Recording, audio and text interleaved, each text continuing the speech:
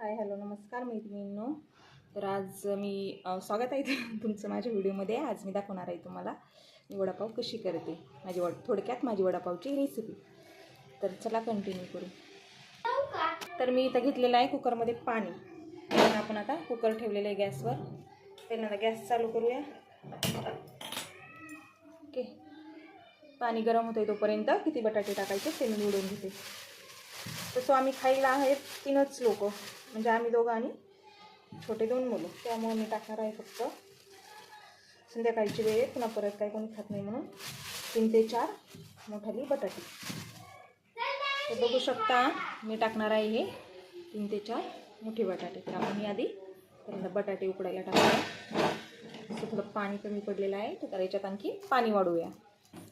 तर आपण आता याच्यात पाणी वाढवलेलं आता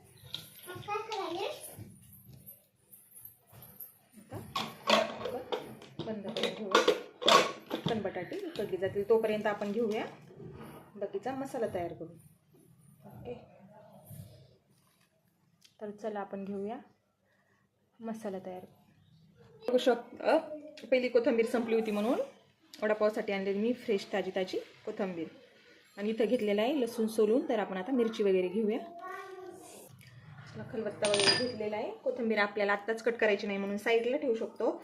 आता घेऊया याच्यातून आपण मिरच्या. हे बघा, फ्रीजमध्ये ठेवण्यासाठी मी छान अशा कापडी बॅग शिवलेल्या आहेत. प्लॅस्टिकच्या बॅगमध्ये नको वाटतं. तर हे प्लॅस्टिकच्या कॅरी बॅगच्या मापाचीच बॅग आहे. खूप छान असं 1 किलो मिरची बसते का याच्यात. मिरची खूप तिखट आहे त्यामुळे जास्त मुलं काही खात नाहीत, जास्त तिखट होईल म्हणून कमीच घेऊया. ते बघू शकता मी घेतलेली आहे एवढी मिरची. 5 ते 7 अशा तुकडे करून मिरच्या. त्यामध्ये आपण टाकूया हा मस्त असा खमंग गावरान लसूण सोडलेला, गावावरून आणलेला छान असा बघा एवढा लसूण. ओके, तर आपण आता मिरची ठेवून घेऊया. जिरे मीठ घेऊया आणि त्याची छान अशी कुटून घेऊया त्याला. तर त्याला इथे घेत आहे मी जिरे, एवढ्या प्रमाणात जिरे. नंतर जिरे घातल्यानंतर घालूया मीठ.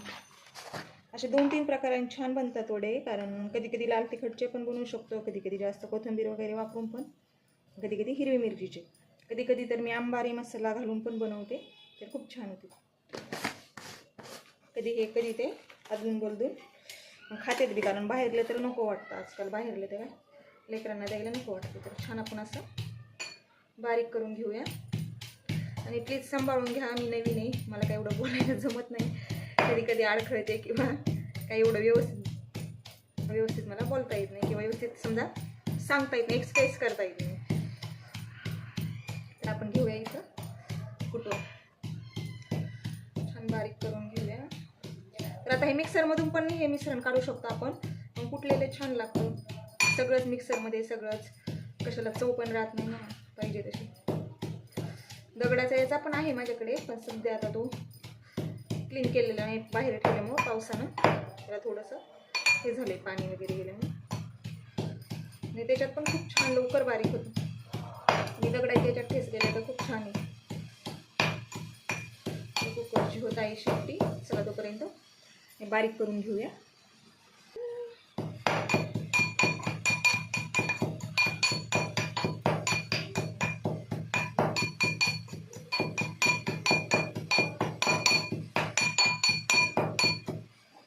बघू शकता अशा प्रकारे बारीक करून घेत आहे.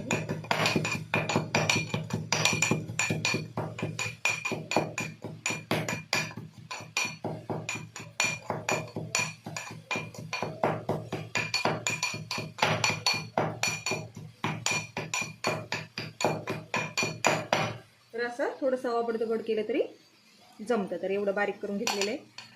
तर चला आता आपण कोथिंबीर वगैरे कट करून घेऊया. चला गाईज, आता आपण कोथिंबीर कट करून घेऊया. खूप छान पाऊस नाही, पण बघा खूप छान हवा सुटलेली. घरापाठीमागे मोठमोठे झाड आहे ना, खूप छान हवा सुटलेली. अशी हवा सुटलेली असताना किचनमध्ये काम करायला जड जात नाही. तर बापरे, उन्हाळ्यामध्ये काही बनावं वाटत नव्हतं जास्त वेळ. हालत लई खराब होत होती उन्हाळ्यात. अशा बारीक कोथिंबीर कट करून घेऊया.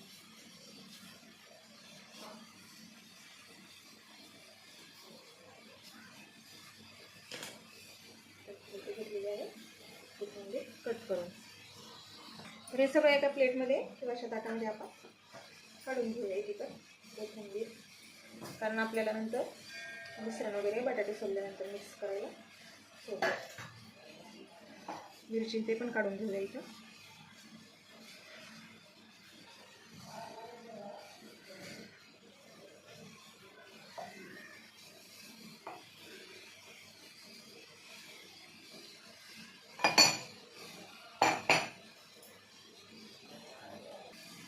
तर काही आणलेला आहे कढीपत्ता, मस्त ताजा ताजा, खाली घराच्या बाजूला झाड आहे.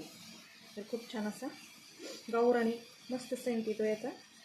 तर ताजा ताजा कढीपत्ता आपण वापरूया आता वडासाठी. तो इथं घेतले आहे कढीपत्त्याचे पत्ते, पावाची लादी. त्याला तर ही साईडला ठेवून देऊया आणि बटाटे काढून घेऊया आता उकडलेले आहेत. बटाटे गार होते तोपर्यंत आपण बेसन पीठ मिक्स करून घेऊया.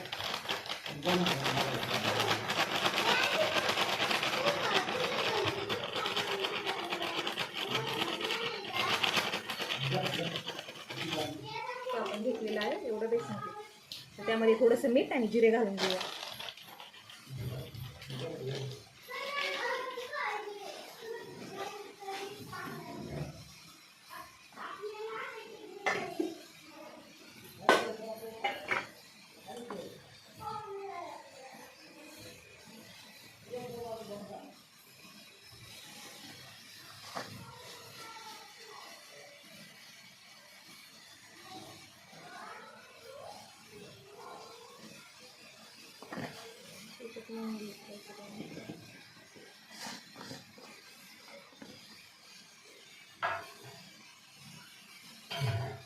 आता थोडं थोडं पाणी घालून मिक्स करून घेऊ.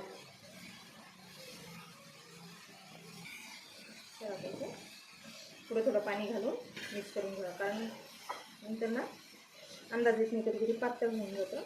ते जास्त पातळ झालेलं जातात नाही, मग पुन्हा पीठ घालत बसावं लागतं. त्यापेक्षा एकदा आता हे जरा जास्त घट्ट झालेलं आहे, थोडं किंचित पातळ करण्याची गरज आहे. थोडंसं पाणी मिक्स करायचं.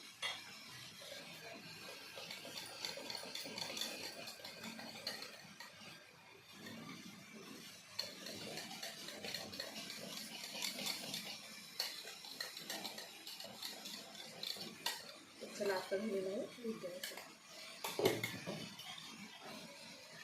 तर सॉरी एक गोष्ट राहिली, त्यात थोडीशी किंचितशी आपण हळद पण घालून घेऊया.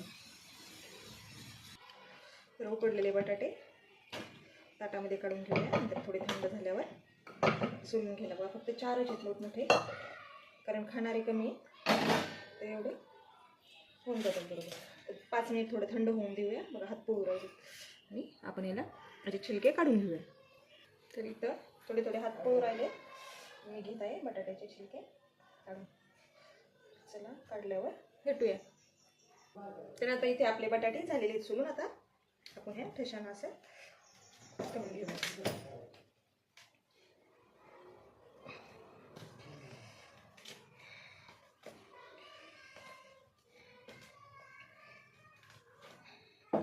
बापरे, मोठं वाढलेलं तर खूप ताकद लागली.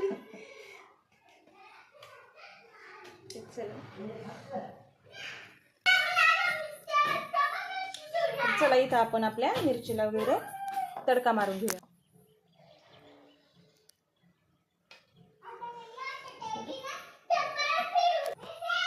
तेल गरम झालेलं आहे, तर मोहरी घालून घेऊया.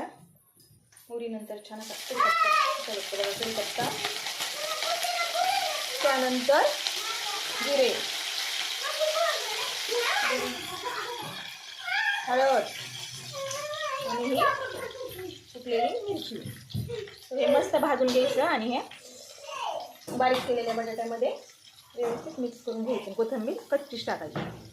तरी मस्त भाजून घ्यायचे आणि मिक्स करताना दाखवते तुम्हाला. तर हे भाजलेले आहे, तर आपण बटाट्यामध्ये मिक्स करून घेऊया.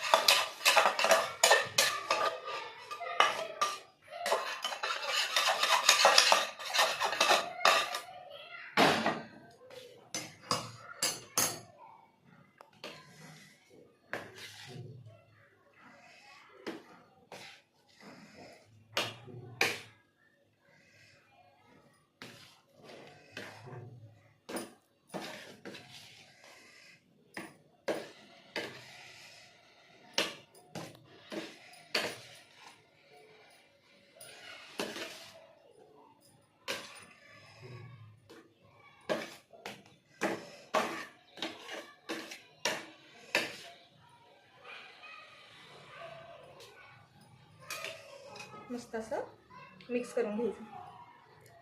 मिक्स केल्यानंतर पाहिजे तर तुम्ही कढीपत्त्याचे पत्ते निवडू बी शकता, पण मी ठेवते कारण खाल्लेले पण चांगलं असतं, काही होत नाही. तर हे आता वरतून कोथिंबीर घालून घेऊया. निवडले तरी चालतात कारण कढीपत्त्याचा सेंट बसलेलाच असतो मिश्रणाला, पण मी नाही निवडत. तर हे मिक्स करून घेऊया. तर खूप टेस्टी असं मिश्रण झालेलं आहे आपलं. तर आता इथे वडापाव बनवून घेऊया. तोपर्यंत इकडं कढईत तेल ठेवूया. तळण्यासाठी कढईमध्ये तेल ठेवलेलं आहे, तोपर्यंत इकडं बनवून घेऊया. तेल गरम होऊपर्यंत. चला आता इथं बनवून घेऊया वडे. आता हे घरगुती वडे आहेत म्हणून जास्त मी मोठाले बनत नाही, छोट्या छोट्या आकाराचे.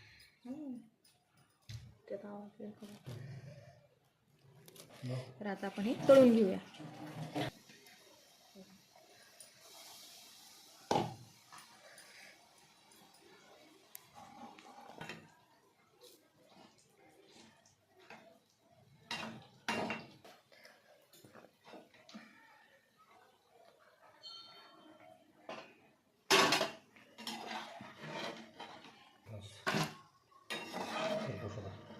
सगळ्या कडेला